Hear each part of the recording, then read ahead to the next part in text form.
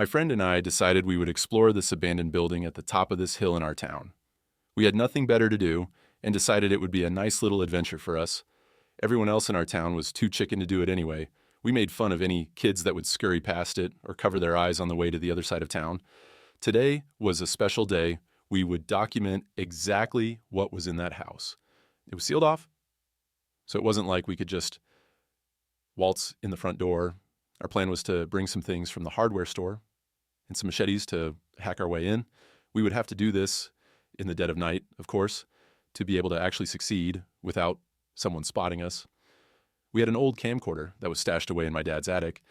Also, our phones for backup and a tape recorder for anything that might go unnoticed by our ears. I met up with my friend near his house. He had his backpack and a bike ready to go for the trek up the hill. We nodded at each other in acknowledgement and silently headed towards the base of the hill. We biked towards the house, pedaling against the upward slope of the hill. We reached the top of the hill and looked down, peering down at the town below us. We stared at the house looming in front of us, then glanced at each other with inquisitive looks. "You ready for this?"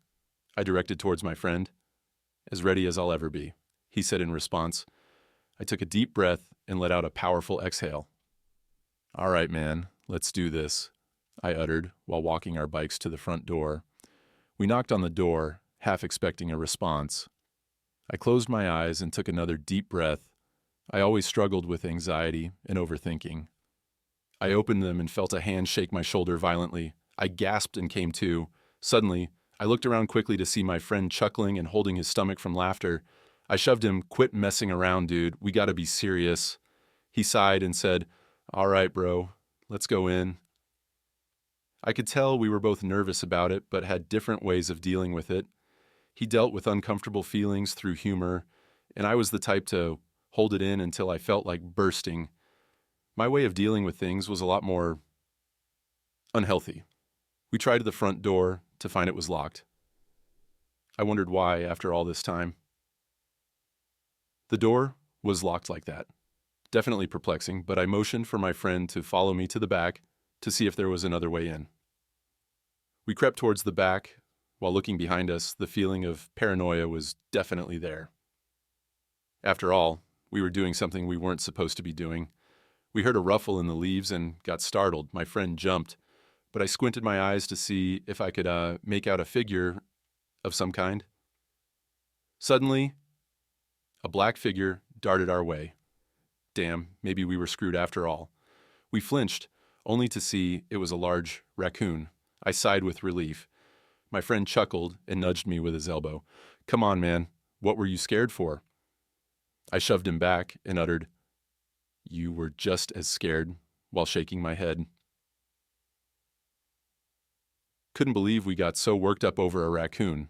We needed to be more level-headed if we were going to heading into this supposed haunted house. We twisted the knob to the back door, and it creaked open. I gritted my teeth and held my breath. I didn't know if there might be squatters, so we had to tread lightly. I also didn't want to alert any neighbors with our footsteps. This house was old and had wooden planks. It would for sure make noise as we traversed across them. We crept forward, scanning around. I turned on my flashlight, and my friend followed suit. We moved our lights across the room, looking through the nooks and crannies. There was an upstairs also, but we decided to keep navigating the first floor. We saw old books littered across the floor. Some of the floorboards were broken with deep black emptiness beneath them. I avoided those and looked for more signs of anything, any previous signs left by the owners before they left. We saw jars on the shelves with murky, viscous liquid, oddities such as a skull and weird figurines. I hope for our sake that the skull was fake. Why did they leave the house with stuff in it? It seemed as if they rushed out of here in a hurry, grabbing only the essentials. There was also trash on the floor and, strangely, marks that resembled claw marks. I poked my friend. "Yo, dude, look over there. What is that on the ground?" He looked and gulped. "I don't know, man. Let's just head upstairs." I looked up there and saw pitch black. I thought it was maybe better if we just checked the basement first, since it would probably have a light we could turn on. I don't know, man. Let's maybe check the basement first. I made a motion towards there with my head. He nodded silently in agreement. As we approached the basement door, a cold chill ran down my spine. I felt the hairs on my arms raise. It felt insanely cold, but a different kind of cold, like a numbness from deep within. It was hard to describe. I took a deep breath, closed my eyes, and twisted the doorknob. It creaked open, and I stared down into the abyss, wide-eyed and curious. We glanced at each other and started heading down the steps. It was scarily quiet, but hey, what else could you expect? I fidgeted around on the wall for a light switch. It was so dark that I couldn't really make out where one would be. I finally found the switch and flicked it on. The light flickered as if so old that it was running out. It came on after a few sounds, and we looked around to see a rather unimportant basement. There was hardly anything here. Whoever was here before definitely did not utilize this at all.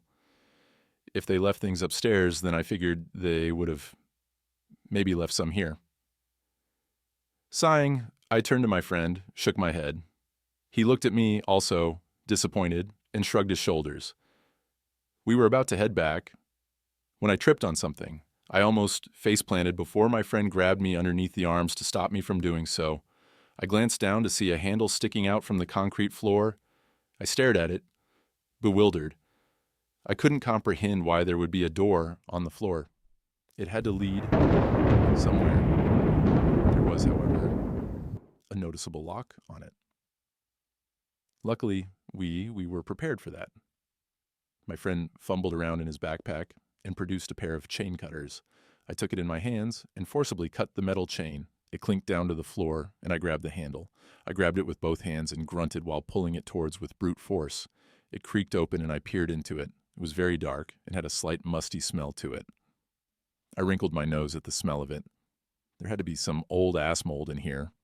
Hopefully we didn't get sick from breathing it in. I covered my nostrils and noticed there were stairs leading down to Lord knows where. It looked like it continued for quite some time. I knew we had to go down there. I glanced in my friend's direction, who shook his head at the prospect of even trying to descend down the musky staircase. I grabbed his arm and yanked him towards the opening. "Don't chicken out now, man. We came here to discover something, right?" I stared him right in the face while saying that. He agreed with a regretful nod. We then started heading down. We had been heading down for a while when we started to realize that something was very off here. The staircase kept twisting and turning and had been for a while now. It had been at least 10 minutes since we started going down. How was that possible?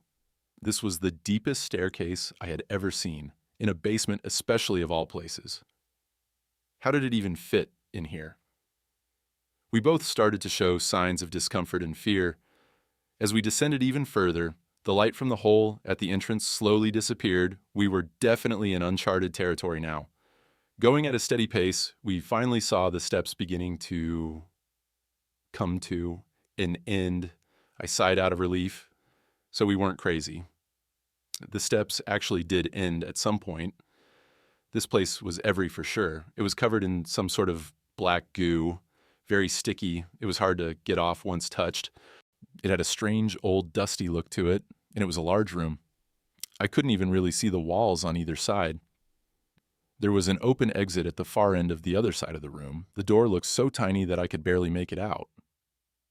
How the hell did something like this exist underneath our town and no had even discovered it?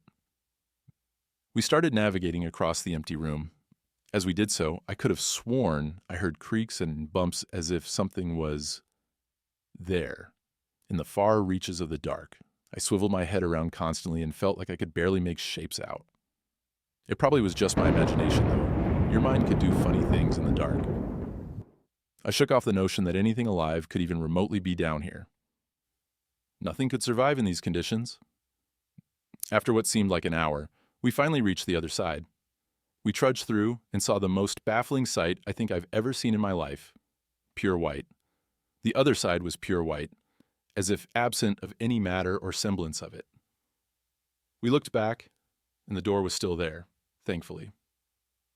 Suddenly, my friend sank down and I mean fast. It was like he was falling through the floor or whatever was beneath our feet. He reached out to me and screamed, "Help! I can't feel anything! Please!" He seemed terrified, and I scrambled to help him through my initial shock. I grabbed hold of his hand, but it was like he was being pulled down by an invisible force. Eventually, I could no longer hold on. I felt tears well up in my eyes, and I looked at him. He seemed void of all hope. He looked at me and silent uttered, "It's all right. Let me go." I didn't want to. I couldn't. I wouldn't. I said to him, "No, you never leave a friend behind. It was my stupid idea to check this place out in the first place. Besides, who's going to be there to tell me my shoe's untied?" He said nothing. I nodded, and tears streamed down my face. I had to let him go. So I did. With that, he sank down, and his hand was the last thing to be seen. As it reached up as if grasping for the heavens, I sat back, baffled and befuddled. I couldn't make heads or tails of what just happened, neither any of the things that occurred during the whole night. I stood to my feet and silently walked towards the door. Walking back through the darkness, I heard low sounds as if there were being breathing. I could feel air on my neck as if seething was right behind me, breathing down my neck. I shivered and shuddered, but didn't dare turn around to even attempt to see what could be there, if anything. I finally reached back to the other side of the room from where we first entered. The dark part beyond that was calling to me. I had to make my journey across just to reach the stairs again. Once there, I peered into the room again. Something seemed very off about this room this time. The air was thicker. It had a dense fog, and I could barely see where I was going. As I flailed my arms around trying to direct myself, I felt something tap my shoulder. I yelped. I stopped dead in my tracks, like a deer in headlights. I gulped and my heart started racing. I stepped forward 1 foot at a time. I saw what looked like hands in front of me. When I say hands, I mean many hands. There were tons of them, dark, goopy hands stretching out all around me and grabbing at the air as if trying to grab a hold of something. I tried to dodge them, but some managed to snag my clothes. I damn near broke down. I couldn't comprehend any of this, and it all felt like some strange acid trip. Eventually, I broke free. I had almost no energy left. I had depleted it, trying to fight against the arms. I ran up the stairs through sheer willpower and adrenaline. I reached the top, but ran smack into a brick wall. I scraped around and felt the wall in front of me. No way. This wasn't here before. The entrance was gone. It's as if it never existed. I looked back behind me and saw darkness begin to engulf the staircase. It was disappearing into nothingness. I saw it reach my feet, and the darkness began swallowing me. I saw it climb up my legs and travel up my chest, then spread to my arms. My arms became heavy, in the same color and consistency of the goop. This was it, the end for me.